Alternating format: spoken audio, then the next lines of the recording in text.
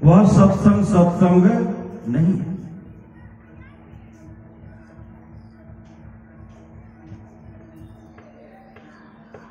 स्त्रियां सत्संग करे, पुरुष सत्संग करे, किसी भी मजहब के लोगों को मना ही नहीं है। सब कोई सत्संग में आइए। आप अपने घर में कई समाज से हैं, सबको आपस में प्रेम है। इस भांति प्रेम से रहते रहोगे तो आप बहुत सुख मालूम करेंगे, चाहे आप थोड़े लोगों से घर में रहें या अधिक लोगों से। जब परमात्मा की लीला मालूम होने लगे तब जो आनंद होगा वह आनंद बाहर की लीला में क्या थोड़ा भी हो सकता है? कदापि नहीं। मैं मोक्ष नहीं चाहता, मैं मोक्ष नहीं चाहता हूं। बारंबार आऊंगा और जाऊंगा तो बहुतों को संग ले जाऊंगा। जैसे समुद्र में पुल बांधा जाए तो चींटी भी उस पर चढ़कर इस पार से उस पार हो जाए, इसी तरह जो संत सदगुरु बारंबार आएंगे तो बहुत से लोगों को ले जाते रहेंगे और बहुत का संस्कार बन जाएगा। ईश्वर का ज्ञान बहुत गहन है, समझने में गहन, विचार में गहन, प्राप्ति कैसे हो यह गहन से भी गहन है। परंतु यदि ईश्वर दर्शन नहीं प्राप्त करो तो संसार में रहने का क्लेश कभी नहीं छूटेगा। भजन करने वाला अपने आप में शांत रहेगा। देवता से बढ़कर लोग उनको पूजेंगे। लोगों को अपने पूजाने की बड़ी इच्छा रहती है, लेकिन अपने से अपने को पूजो, अर्थात पाप से स्वयं बचकर रहो। पाप से बचकर रहो तो राजपाल भी, राजा भी पूजने लग जाते हैं। तथा संसार और परमार्थ दोनों में लाभ ही लाभ होता है। ध्यानाभ्यास में जिनका अधिक लाभ है वे उतना ही अधिक तरक्की करेंगे। मेरी इस बात को तब विश्वास करोगे जब तुम स्वयं भजन करोगे। यदि तुम मेरे लिए यह समझो कि रोचक बात कहकर ईश्वर प्राप्ति कर में लगाना चाहता है तो मैं कहूंगा कि आपको इसकी अनुभूति नहीं है, जानकारी नहीं है। मैं क्या कहूं? यदि आप मुझको इसमें कुछ भी सच्चा मानो, मेरी उम्र को समझो तो मैंने इतनी उम्र तक क्या किया? या तो विद्या लाभ किया और यही काम करता रहा, इतने में मुझको कुछ भी अनुभूति नहीं हुई, यह विश्वास करने योग्य नहीं है। यदि मेरी तहकीकात करना चाहो तो मिल सकती है विद्याभ्यास, सत्संग और उपासना। जो जो कर्म इसके लिए अपेक्षित है उसी में मैंने अपने को लगाया है।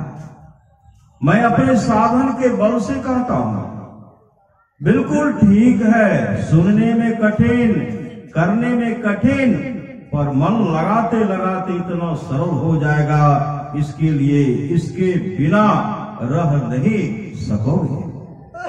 सुन महल क्या है आपके मन में, सब ख्याल चले जाएं। बाहर संसार में सुन महल नहीं पा सकते। अंदर की ओर अवलोकन करें, बाहरी ख्यालों को छोड़ दें तो सुन महल हो जाता है। किसी भी पवित्र जल में स्नान करो, पवित्र मंदिर में जाओ, लेकिन मन इंद्रियों के ज्ञान से ऊपर नहीं हो गए।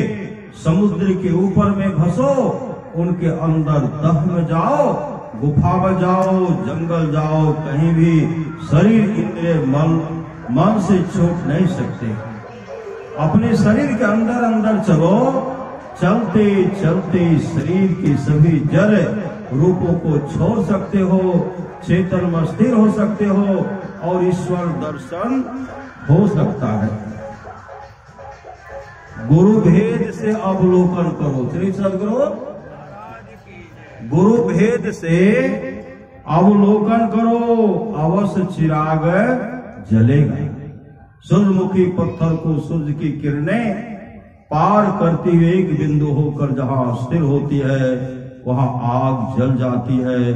दृष्टि योग साधन रूप चकमक पत्थर से निकलती हुई दृष्टिधार के एक बिंदुता के स्थिर रहने पर ब्रह्म तेज का दीपक अवश्य ही जलता हुआ दिखता है। करके देखो, यह अवश्य होगा। श्री सद्गुरु महाराज की जय। हम लोग प्रत्येक दिन स्तुति करते हैं। स्तुति में कहते हैं काम क्रोध मद लोभ के नहीं वेग सतावे, सब प्यारा परिवार अरो संपत्ति नहीं बहावे। गुरु ऐसी करिए दया अति होई सहाय, चरण शरण होई कहत हो लीजे अपनाई। काम क्रोध द्वेष में जो परे सबकी फजीहत हुई। श्री सद्गुरु सबकी फजीहत हुई, सब नरकगामी बन गए। आप लोग जानते होंगे देवदत्त भगवान बुद्ध के चचेरा भाई भी थे और मौसेरा भाई भी थे। भगवान बुद्ध का जब ख्याति फैलने लगा वो भीतर से जलने लगे, जलन पैदा हो गई। इनका लोग पूजा करते हैं, हमको कोई पूछते भी नहीं है। इनको लोग भगवान कहते हैं, हमको कोई पूछते भी नहीं है। ईर्ष्या, इतना ईर्ष्या उनके अंदर में हुई। एक दिन एकाएक वो विचार करते हैं, जब तक बुद्ध रहेगा तब तक मेरा कोई सम्मान नहीं करेगा। जब तक बुद्ध रहेगा, गांव घर में देखिएगा श्री सद्गुरु, जब तक बुद्ध रहेगा मेरा कोई सम्मान नहीं करेगा। तो भगवान बुद्ध ध्यान में बैठे हुए थे। देवदत्त गए और पहाड़ पर चढ़ करके एक बहुत बड़ा शिलाखंड हाथ में उठा करके भगवान बुद्ध पर ऊपर से गिराते हैं। शिलाखंड तो आ रही है वहां से आए, लेकिन पहाड़ के चट्टान में लगा, नीचे गिरा, टुकड़ा टुकड़ा हो गया। भगवान बुद्ध का कुछ नहीं बिगाड़ पाया। श्री सद्गुरु परमाराष्ट्र महाराज कहते हैं, गुरु सतगुरु समहित नहीं को, निस्दिन करिए सेव है, तन मन आत्म रक्षक है गुरु। गुरु ही नाम एक लेब है, मात होते बढ़े छोह करने तय, पिता हो तो अधिक भलाई है, कुल मालिक होते बढ़ी कृपा धारे। गुरु सम नाही सहाय है, तन मन आत्म पद पर बारिये, गुरु हित पट तर नाई है। निस्दिन चरण शरण में रहिए और न आने उपाय है। सामर्थ्यवान सदगुरु के चरण और शरण में रहिए। लेकिन देवदत्त के जीवन में सामर्थ्यवान सदगुरु नहीं था। अहंग अग्नि हृदय धरे, गुरु से चाहे मान, अतिन को जम नौता दियो हो हमरे मेहमान। भगवान बुद्ध के 500 शिष्य को, भिक्षु को किसी तरह से बहका करके लाए। जब सब 500 शिष्य भिक्षु आए, अब ये फूलों नहीं संवारे। श्री सद्गुरु फूलों नहीं संवारे कि हमसे बढ़कर तो कोई नहीं, अब तो हम यहाँ गुरु बन गए, अब यहाँ हम गुरु बन गए। भगवान बुद्ध के बहुत ऐसे शिष्य थे जो निर्वाण को प्राप्त किए हुए थे, मोक्ष को प्राप्त, बहुत शिष्य मोक्ष को प्राप्त किए हुए थे। भगवान बुद्ध के शिष्य आते हैं। देवदत्त सोए हुए थे। अब तो हम गुरु बन गए, श्री सदगुरु। अब भगवान बुद्ध के शिष्य आए, सबको समझाते समझाते ऐसा समझाए सब उनके पीछे चले गए और सब भगवान बुद्ध के चरण में दंडवत हो गए। जब उठ करके देखते हैं मेरा शिष्य सब कहां चला गया, क्रोध के चलते आग में जल रहा। अरे सदगुरु, आग में लगता है कि जल रहा है। आगे बढ़ते हैं, कहते फिर बुद्ध को नहीं छोड़ूंगा। श्री सदगुरु, फिर बुद्ध को नहीं छोड़ूंगा। जा रहे हैं, ऐसा उनके मन में हुआ कि बुद्ध का अनिष्ट काम क्रोध से जल रहा था। जैसे गए और एक नदी के किनारे जब जाते हैं, सोचते हैं कि पार होकर के जाओ और बुद्ध से बदला लो। फिर मन में प्रज्ञा जगे, अरे बुद्ध तो सामर्थ्यवान सदगुरु है, बुद्ध तो सामर्थ्यवान सदगुरु है, और उनसे तू बदला क्या लगे। ब्रह्म का रहा मन की बहकावे में कुछ से कुछ बोल रहा है। उसी समय एक चीरवती नदी थी, उसी में वो धंस गया। श्री सदगुरु, धंस गया तो कहां चला गया, धंस करके मर गया। क्रोध के चलते उनकी फजीहत हुई, क्रोध के चलते। हम लोग प्रार्थना करते, काम क्रोध मद लोभ की नहीं देख सतावे, और इन तमाम से बचना चाहते हैं। इनसे काम क्रोध मद लोभ ईर्ष्या द्वेष, इससे बचना चाहते हैं तो परमारास शुरुआत करते हैं, जो निज घट रसा हो। अंदर के रस को आनंद को प्राप्त करना चाहते हो तो अपने को 5 पाप से हरदम खूबे बचाओ। है एक झूठ, नशा है दूसर, तीसर नारी पर के हो, चौथी चोरी, पंचम हिंसा, दिल से इन्हें अलगाहो, मैं ही सहज ही इनसे बचन चाहो, तो गुरु पद टहल कमाहो। आप लोग जानते होंगे, सच्ची घटना है। बाबा फरीद आ रहे थे, बाबा फरीद अपने शिष्य के साथ आ रहे थे। एक महासुंदरी थी, महासुंदरी अपनी दासी को कोड़ा से पिटाई करे थे, दासी को कोड़ा से मार रहे थे। दासी चीख रहे, चिल्ला रहे कि मालकिन अब पुनः गलती नहीं करूंगी, पुनः गलती नहीं करूंगी। लेकिन आवेश में आकर के इतना कोड़ा से पिटाई के चीख रहे, चिल्ला रहे, पीट रही है। बाबा फरीद वहां के लोग से पूछते हैं, यह जो अपूर्व सुंदरी है उसको क्यों मार रही है, उसको क्यों, उसका पिटाई क्यों कर रही है। किसी ने आकर के कहा, बाबा जिसको कोड़ा से पिटाई कर रही है, जो मार रही है, इस घर की मालकिनी है, बहुत सुंदरी है, अपने सुंदरता पर को बहुत गौरव है, बहुत घमंड है, और वो दासी है।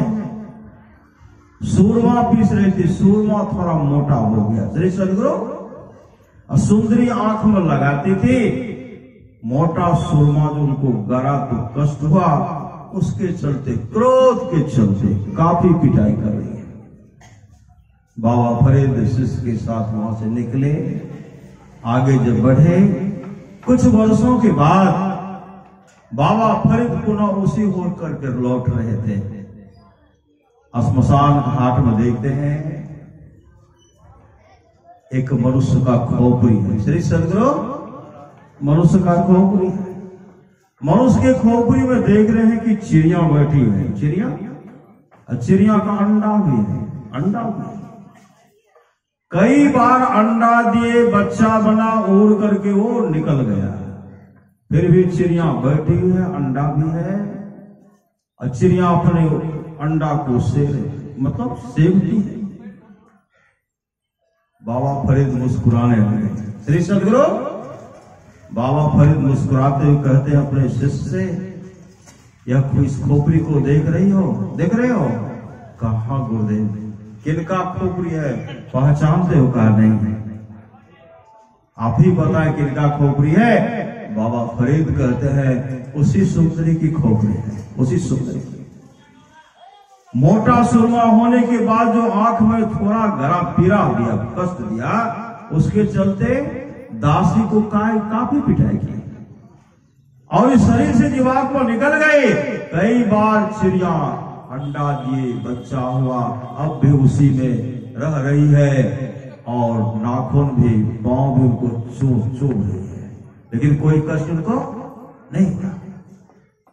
बाबा फरीद ने कहा संसार के लोगों को शरीर के नश्वरता पर हमेशा विचार करना चाहिए। कितना भी सुंदर सुडौल शरीर है, जब तक शरीर में जीवात्मा है सब कोई पूछने वाले हैं, सब कोई पूछने वाले हैं। और शरीर से जीवात्मा निकल जाएगी, इस शरीर को कोई पूछने वाला नहीं होगा।